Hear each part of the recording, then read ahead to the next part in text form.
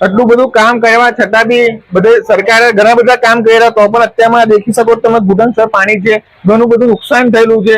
આટલું બધું કામ કરવા છતાં બી એટલું બધું નુકસાન છે, અમારે પાણી ભરાયું તેનું કારણ શું?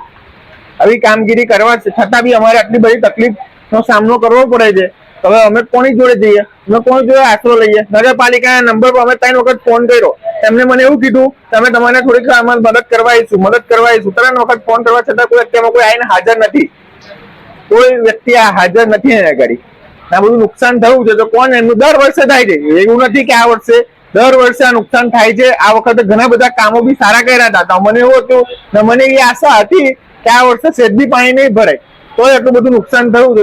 પૂરા 4 રસ્તા અમારી આ 5 થી 6 દુકાનોમાં આજે 5 વર્ષથી પાણી ભરાય છે. આ તંત્રની બેદરકારીને લીધે જ આ થાય છે, કારણ કે આ વરસાદનું પાણી નથી, આગળથી આવતું પાણી છે આ. અને ગટરના પાણીના લીધે જ અમારા બધું ગટરનું પાણી અમારા વેઠવું પડે છે. અને સાફ કરવા માટે કઈ તંત્ર નહીં આવે, અમારી વસ્તુ બગડશે. કેટલી 50-50 હજારની વસ્તુ બગડે છે. આજે આમના ઘરમાં છે અંદર સુધી પાણી છે, મારા પાર્લરમાં અંદર સુધી પાણી છે. બધું વસ્તુ બગડે તો તંત્ર તે જોવા નથી આવતું.